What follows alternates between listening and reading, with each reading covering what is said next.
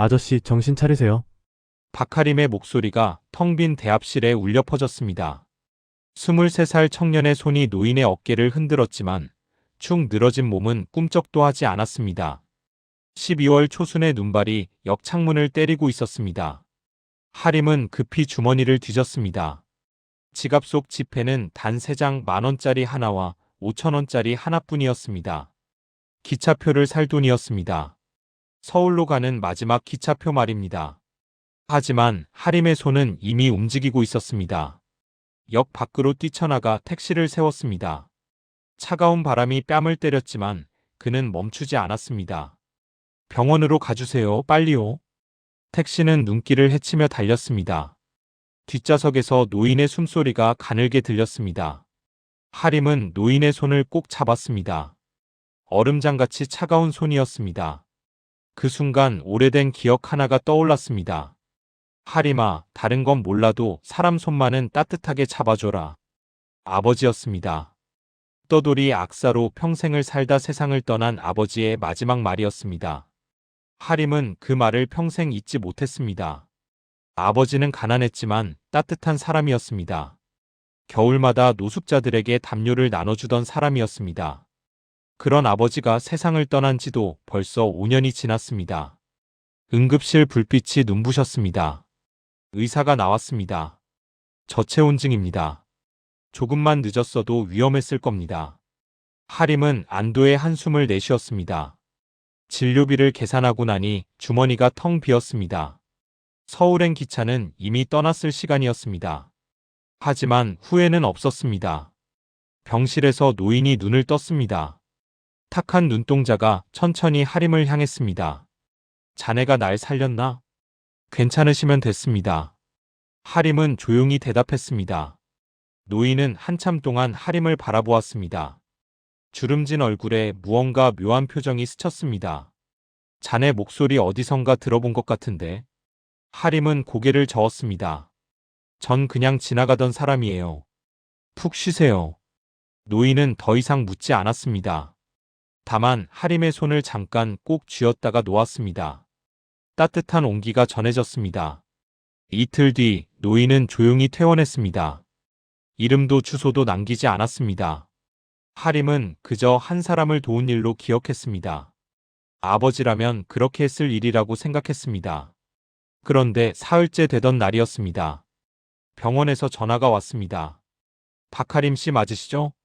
그 노인분께서 당신 이름을 남겼습니다. 주소도 알고 싶다고 하셨어요. 하림은 의아했습니다.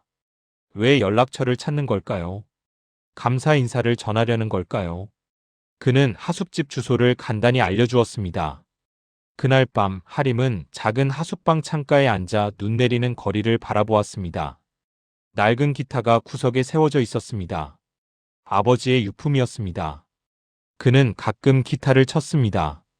돈이 되지 않는 악기였지만 아버지의 숨결이 남아있는 것 같았습니다. 거리의 가로등이 희미하게 빛났습니다. 눈발 속에서 사람들이 서둘러 발걸음을 옮겼습니다. 모두 어디론가 향하고 있었습니다. 집으로, 가족에게로, 따뜻한 곳으로. 하림은 문득 노인의 얼굴을 떠올렸습니다. 그 차가웠던 손을 떠올렸습니다. 만약 자신이 그냥 지나쳤다면 어땠을까요? 만약 기차표가 아까워서 외면했다면 어땠을까요? 아버지, 제가 잘한 거겠죠?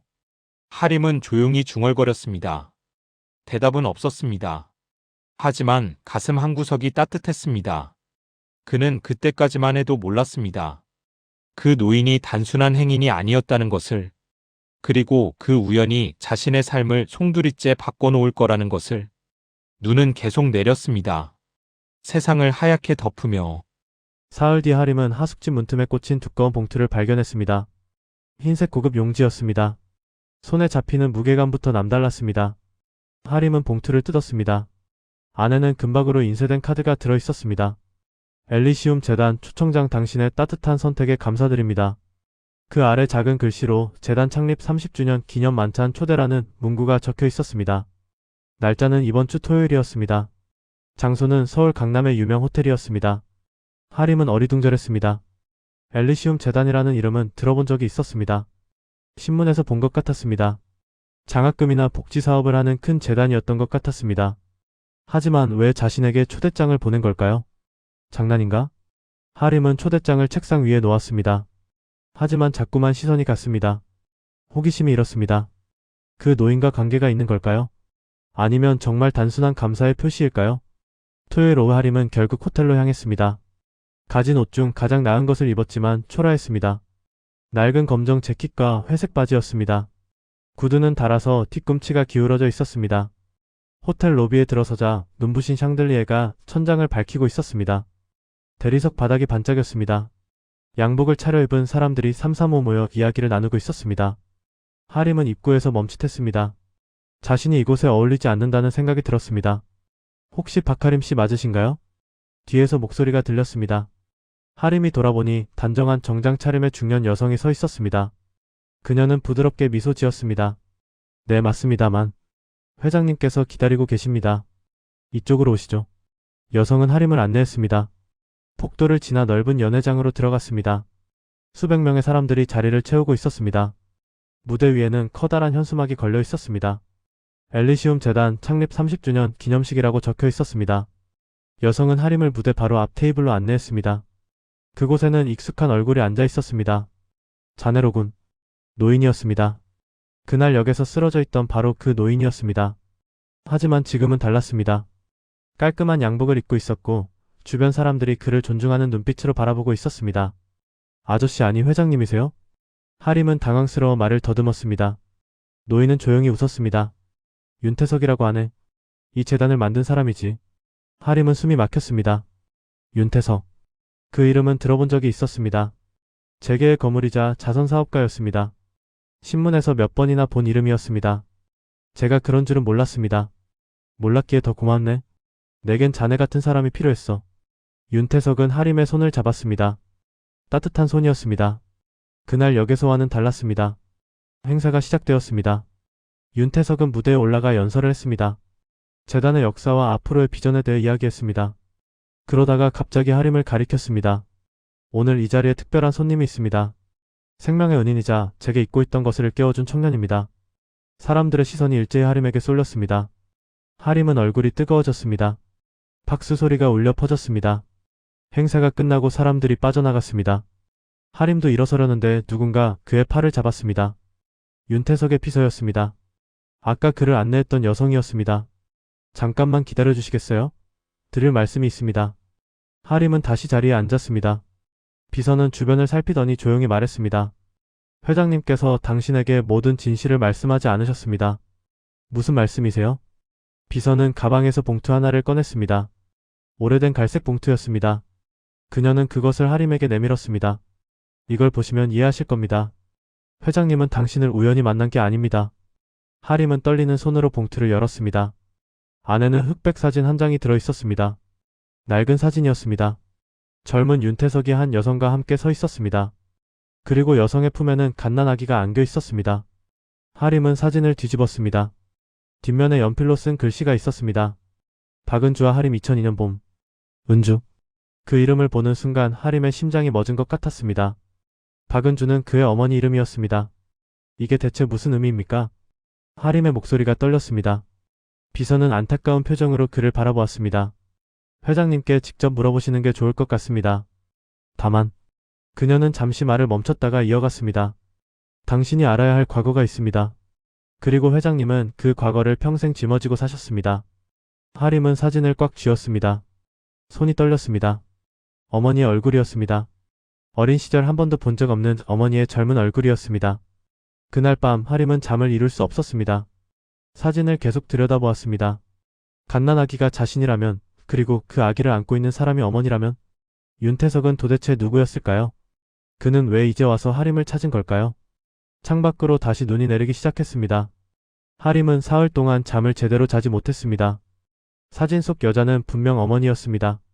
아버지의 낡은 지갑 속에 들어있던 작은 사진과 똑같은 얼굴이었습니다. 박은주. 20살 무렵 하림을 낳고 얼마 지나지 않아 사라진 여자였습니다. 아버지는 어머니에 대해 많은 말을 하지 않았습니다. 다만 가끔 술에 취하면 중얼거렸습니다. 은주는 좋은 사람이었어. 다만 세상이 우리를 갈라놓았지. 하림은 어린 시절 내내 어머니 없이 자랐습니다. 아버지와 단둘이 떠들며 살았습니다. 작은 공연장, 술집 거리, 기타 하나로 생계를 이어가던 아버지였습니다. 가난했지만 불행하지는 않았습니다. 그런데 윤태석이라는 남자가 어머니와 연결되어 있다는 사실은 도무지 이해할 수 없었습니다. 재벌 회장과 떠돌이 악사의 아내. 도대체 어떤 인연이 있었던 걸까요? 나흘째 되던 날 아침, 하림은 엘리시움 재단으로 향했습니다. 더 이상 미룰 수 없었습니다. 진실을 알아야 했습니다. 재단 건물은 강남 한복판에 우뚝 서 있었습니다. 유리로 된 고층 빌딩이었습니다. 하림은 로비에서 비서에게 연락했습니다. 그녀는 곧바로 내려왔습니다. 오실 줄 알았어요. 그녀는 하림을 최상층 회장실로 안내했습니다. 엘리베이터가 조용히 올라갔습니다. 하림의 심장은 빠르게 뛰었습니다. 회장실 문이 열렸습니다. 넓은 공간이었습니다. 한쪽 벽면은 통유리였고 서울 시내가 한눈에 내려다 보였습니다. 윤태석은 창가에 서서 밖을 바라보고 있었습니다. 왔군. 그는 천천히 돌아섰습니다. 피곤해 보이는 얼굴이었습니다. 며칠 사이에 더 늙은 것 같았습니다. 회장님, 아니 대체 제 어머니와 무슨 관계이십니까? 하림은 바로 물었습니다. 윤태석은 잠시 침묵했습니다. 그리고는 소파를 가리켰습니다. 앉게. 긴 이야기야. 두 사람은 마주 앉았습니다. 윤태석은 천천히 입을 열었습니다. 나는 젊은 시절 유학을 갔었네. 미국에서 경영학을 공부했지. 귀국한 건 2001년이었어.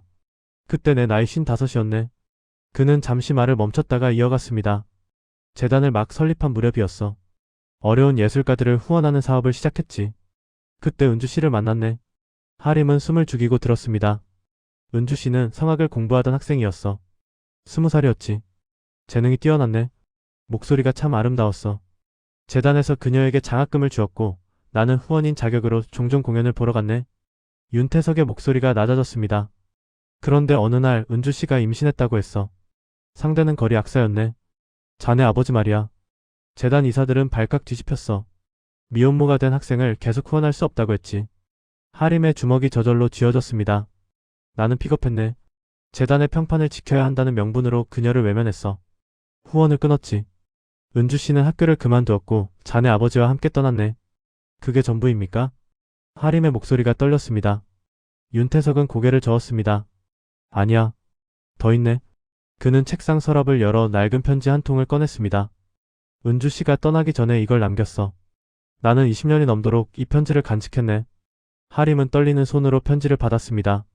누렇게 바른 편지지였습니다. 어머니의 필체였습니다. 태석 선생님께. 선생님의 도움에 감사드립니다. 하지만 저는 이제 제 길을 가려고 합니다. 아이 아버지와 함께 살겠습니다.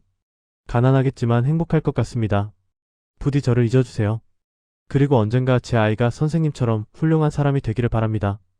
하림은 편지를 읽다가 멈췄습니다. 눈물이 글자를 흐렸습니다. 어머니는 왜 떠나신 겁니까? 모르겠네. 그 후로 소식이 끊겼어. 나는 몇 번이나 찾으려 했지만 찾을 수 없었네. 그러다 세월이 흘렀고. 윤태석은 창밖을 바라보았습니다. 그날 역에서 자네를 봤을 때 처음엔 몰랐네. 하지만 자네 목소리를 듣는 순간 알았어. 은주 씨와 똑같은 목소리였거든. 그래서 자네 이름을 물어봤지. 파카림. 은주 씨가 편지에 썼던 그 이름이었어. 하림은 숨이 막혔습니다. 모든 것이 우연이 아니었던 겁니다. 그래서 저를 찾으신 겁니까? 죄책감 때문에? 하림의 목소리는 차가웠습니다. 윤태석은 고개를 끄덕였습니다. 그렇네.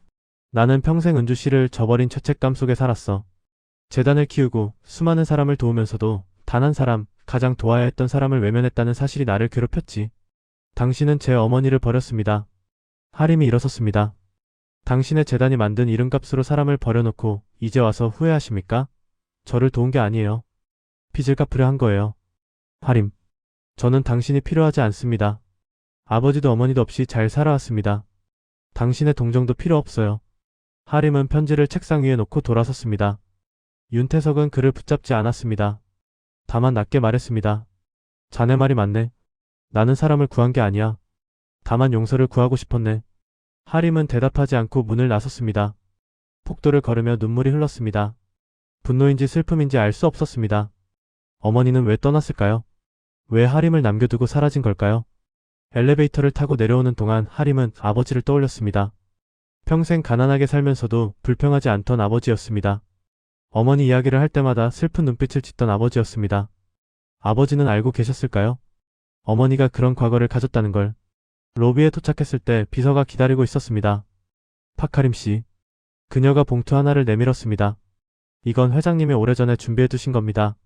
언젠가 당신을 찾으면 전해달라고 하셨어요. 하림은 봉투를 받지 않았습니다. 필요 없습니다. 그냥 가져가세요.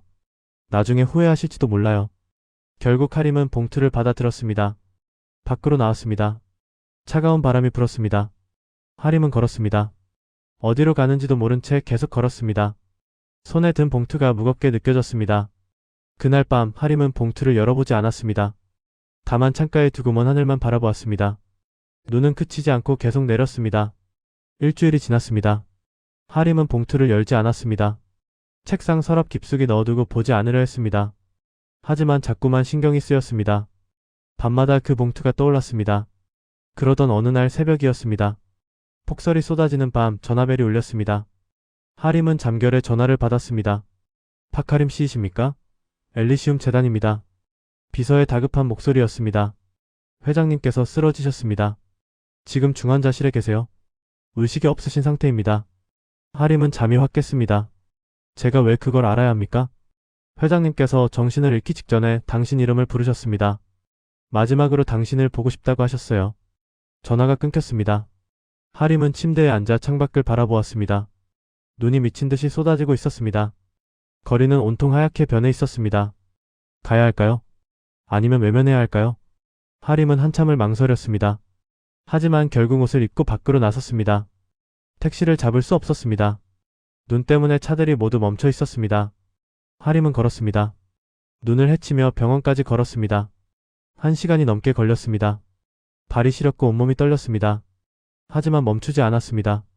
병원에 도착했을 때 하림은 눈사람처럼 하얗게 변해 있었습니다. 간호사가 놀라 담요를 가져다 주었습니다. 비서가 달려왔습니다. 이렇게 와주셔서 감사합니다. 그녀는 하림을 중환자실로 안내했습니다. 유리문 너머로 윤태석이 보였습니다. 링거와 인공호흡기에 연결되어 있었습니다. 창백한 얼굴이었습니다. 하림은 문을 열고 들어갔습니다. 기계음만 조용히 울리고 있었습니다. D-D-D-. 침대 옆에 섰습니다. 윤태석의 손은 차가웠습니다. 그날 역에서처럼 얼음장같이 차가웠습니다. 하림은 그 손을 잡았습니다. 회장님. 대답은 없었습니다. 다만 기계음만 계속 울렸습니다. 왜 저를 찾으신 겁니까? 왜 이제 와서? 하림의 목소리가 떨렸습니다. 저는 당신을 용서할 수 없었습니다. 어머니를 버린 사람을, 아버지를 외면한 사람을 용서할 수 없었어요. 눈물이 떨어졌습니다. 하지만 당신도 괴로웠겠죠. 평생 그 죄책감을 안고 사셨겠죠. 그때였습니다. 윤태석의 손가락이 희미하게 움직였습니다. 눈꺼풀이 떨렸습니다. 그리고 천천히 눈을 떴습니다. 하림아. 가느다란 목소리였습니다. 하림은 몸을 숙였습니다. 회장님, 정신 차리세요. 윤태석은 힘없이 웃었습니다. 왔구나, 고맙네. 말씀하지 마세요. 힘드실 거예요. 하지만 윤태석은 계속 말했습니다. 나는 평생 잘못 살았네. 사람을 버리고 명예만 쫓았어. 돈을 쌓고 재단을 키웠지만 정작 중요한 건 잃었네. 그는 잠시 숨을 고르더니 이어갔습니다. 은주 씨에게 미안하네. 자네 아버지에게도 미안하고. 그리고 자네에게 가장 미안하네. 회장님. 나는 자네를 아들처럼 생각했어. 은주 씨의 아들이니까. 하지만 그럴 자격이 없었지. 윤태석의 눈에서 눈물이 흘렀습니다. 자네 덕분에 인간으로 돌아왔네. 돈이 아니라 사람이 중요하다는 걸 너무 늦게 깨달았어. 심장박동 소리가 불규칙해졌습니다. D-D-D-. 기계음이 느려졌습니다. 안 돼요. 포기하지 마세요. 하림은 윤태석의 손을 꼭 쥐었습니다. 그 순간 아버지의 말이 떠올랐습니다. 다른 건 몰라도 사람 손만은 따뜻하게 잡아줘라. 하림은 두 손으로 노인의 손을 감싸 쥐었습니다. 온기를 전하듯 꼭 쥐었습니다. 회장님 들리세요? 저 여기 있어요. 혼자 가지 마세요. 기계음이 멈췄습니다. D-. 의사 선생님, 간호사님. 하림이 소리쳤습니다. 의료진이 급히 달려왔습니다. 심폐소생술이 시작되었습니다. 하림은 폭도로 밀려났습니다. 유리문 너머로 분주한 모습이 보였습니다. 그는 주저앉아 기도했습니다. 태어나서 처음으로 간절히 기도했습니다. 제발 제발. 얼마나 시간이 흘렀을까요? 문이 열리고 의사가 나왔습니다. 맥박이 돌아왔습니다. 하림은 그 자리에서 울음을 터뜨렸습니다. 다시 병실로 들어갔습니다. 윤태석은 눈을 뜨고 있었습니다. 희미하게 웃고 있었습니다. 하림아, 자네가 날 다시 살렸구나. 하림은 고개를 끄덕였습니다. 말이 나오지 않았습니다. 고맙네. 정말 고맙네. 윤태석은 하림의 손을 꼭 쥐었습니다. 이번엔 따뜻한 손이었습니다. 나에게 마지막 기회를 줬구나. 용서를 구할 기회를. 회장님, 이제 알았네. 내가 진짜 구해야 할 건 재단도 명예도 아니었어. 바로 내 양심이었네. 창밖으로 눈이 계속 내렸습니다. 하지만 이제 그 눈은 차갑지 않았습니다. 마치 세상을 정화하는 것처럼, 모든 것을 깨끗하게 덮어주는 것처럼 내렸습니다. 하림은 윤태석의 손을 잡은 채 창밖을 바라보았습니다. 용서란 무엇일까요? 아직 확실하지 않았습니다. 하지만 이 순간만큼은 미움보다 연민이 더 컸습니다. 그날 밤은 길었습니다. 석 달이 흘렀습니다. 봄이 오고 있었습니다. 거리의 눈은 녹았고 나무에는 새싹이 돋아났습니다. 하림은 여전히 작은 하숙방에 살고 있었습니다. 하지만 이제는 혼자가 아니었습니다. 윤태석은 태어난 뒤 하림을 자주 찾았습니다. 처음에는 어색했습니다. 무슨 말을 해야 할지 몰랐습니다. 하지만 시간이 지나며 조금씩 마음이 열렸습니다. 어느 날 윤태석이 하숙집을 찾아왔습니다. 손에는 낡은 가방을 들고 있었습니다. 이걸 주고 싶네. 가방을 열자 오래된 일기장들이 나왔습니다. 윤태석의 것이었습니다. 여기에 은주 씨에 대한 이야기가 적혀있네. 내가 얼마나 비겁했는지, 얼마나 후회했는지 다 적혀있어. 하림은 일기장을 받았습니다. 첫 장을 펼쳤습니다. 2002년 3월 15일. 오늘 은주를 보냈다. 내 손으로 그녀를 떠나보냈다. 나는 겁쟁이다. 페이지를 넘겼습니다. 2005년 7월 8일. 탐정을 고용했다. 은주와 아이를 찾고 싶다. 하지만 소식이 없다. 또 넘겼습니다. 2010년 12월 1일. 재단이 커졌다. 수많은 사람을 돕고 있다. 하지만 정작 도와야 할 사람은 찾지 못했다. 하림은 일기장을 덮었습니다. 목이 메었습니다. 회장님은 평생 저희를 찾으셨던 거군요. 윤태석은 고개를 끄덕였습니다. 찾지 못했네. 그러다 그날 역에서 자네를 만난 거야. 그게 운명이었을까? 두 사람은 한참 말없이 앉아 있었습니다. 창밖으로 봄바람이 불어왔습니다. 하림아. 윤태석이 조용히 말했습니다. 나는 이제 얼마 남지 않았네. 의사가 그러더군. 심장이 약해졌다고. 하림은 깜짝 놀랐습니다. 그런 말씀하지 마세요. 아니야, 괜찮네. 나는 이미 충분히 살았어. 다만. 그는 하림의 손을 잡았습니다. 자네에게 부탁이 있네. 재단을 맡아주지 않겠나? 저에게요? 저는 그럴 능력의 문제가 아니네. 자네는 진심으로 사람을 도울 줄 아는 사람이야. 그게 가장 중요한 거야. 하림은 망설였습니다. 하지만 윤태석의 눈빛은 간절했습니다. 생각해보겠습니다. 며칠 뒤 윤태석은 기자회견을 열었습니다. 엘리시움 재단 본관 대회의실이었습니다. 수많은 기자들이 모여 있었습니다. 윤태석이 단상에 섰습니다. 하림도 옆자리에 앉아 있었습니다. 오늘 이 자리에서 숨겨왔던 진실을 밝히려 합니다. 장내가 숙연해졌습니다. 저에게는 아들이 있습니다. 혈연은 아니지만 제 마음속 아들입니다. 사람들이 웅성거렸습니다. 파카림. 이 청년은 제가 평생 찾아 헤맸던 사람의 아들입니다. 그 사람은 20여 년 전 제가 외면했던 여성입니다. 카메라 플래시가 터졌습니다. 저는 명예를 지키려다 사람을 버렸습니다. 재단을 키우며 수많은 사람을 도왔지만 정작 가장 도와야 할 사람을 저버렸습니다. 그것이 제 죄입니다. 윤태석의 목소리가 떨렸습니다. 하지만 하늘은 저에게 기회를 주었습니다. 하림을 만나게 해주었습니다. 그는 제게 용서가 무엇인지, 진정한 선함이 무엇인지 가르쳐 주었습니다. 그는 하림을 바라보았습니다. 저는 오늘부로 재단의 이름을 바꾸려 합니다. 엘리시움 재단은 앞으로 하림 재단이 될 것입니다. 장내가 술렁였습니다. 하림은 놀라 윤태석을 바라보았습니다. 회장님, 이건 자네가 이어가야 하네. 내가 못다 한 일을 제대로 된 마음으로 해주게. 기자회견이 끝난 뒤 언론은 이 사건을 겨울의 고백이라 불렀습니다. 재벌 회장의 참여와 한 청년의 용서가 세상을 감동시켰습니다. 하지만 윤태석의 건강은 빠르게 나빠졌습니다. 한 달 뒤 그는 다시 병원에 입원했습니다. 이번에는 회복하지 못했습니다. 마지막 날 하림은 병상을 지켰습니다. 윤태석은 희미하게 웃으며 말했습니다. 하림아, 은주 씨를 만나면 미안하다고 전해주게. 회장님. 그리고 자네 아버지에게도 말이야. 좋은 아들을 키웠다고 고맙다고 전해주게. 눈물이 흘렀습니다. 자네 덕분에 나는 인간으로 죽을 수 있게 됐네. 고맙네. 그것이 마지막 말이었습니다. 장례식은 조용했습니다. 하지만 수많은 사람들이 찾아왔습니다. 윤태석이 도왔던 사람들이었습니다. 장례를 마친 뒤 하림은 그 기차역으로 돌아갔습니다. 눈이 내리던 그날 모든 것이 시작된 그곳이었습니다. 벤치에는 윤태석의 지팡이가 놓여 있었습니다. 비서가 그곳에 두었다고 했습니다. 회장님의 유언이었다고 했습니다. 하림은 벤치에 앉았습니다. 봄바람이 불었습니다. 이제 더 이상 춥지 않았습니다. 아버지, 어머니, 그리고 회장님. 하림은 조용히 중얼거렸습니다. 이제는 모두 용서합니다. 그리고 감사합니다. 기차가 지나갔습니다. 기적 소리가 울렸습니다. 마치 누군가의 인사처럼 들렸습니다. 하림은 미소 지었습니다. 주머니에서 그때 받았던 봉투를 꺼냈습니다. 아직 열지 않았던 봉투였습니다. 천천히 뜯었습니다. 안에는 통장과 편지가 들어 있었습니다. 하림에게. 이 돈은 내 어머니를 위해 모은 것이다. 그녀를 찾으면 주려고 했지만 찾지 못했다. 이제 내가 가져라. 그리고 내가 원하는 일에 쓰렴. 나는 돈으로 사람을 잃었지만 너는 돈으로 사람을 살리는 사람이 되길 바란다. 하림은 편지를 가슴에 품었습니다. 그리고 하늘을 올려다보았습니다. 겨울은 끝났습니다. 이제 봄이었습니다. 한 생의 빛이 눈처럼 천천히 녹아내렸습니다. 그리고 새로운 시작이 기다리고 있었습니다.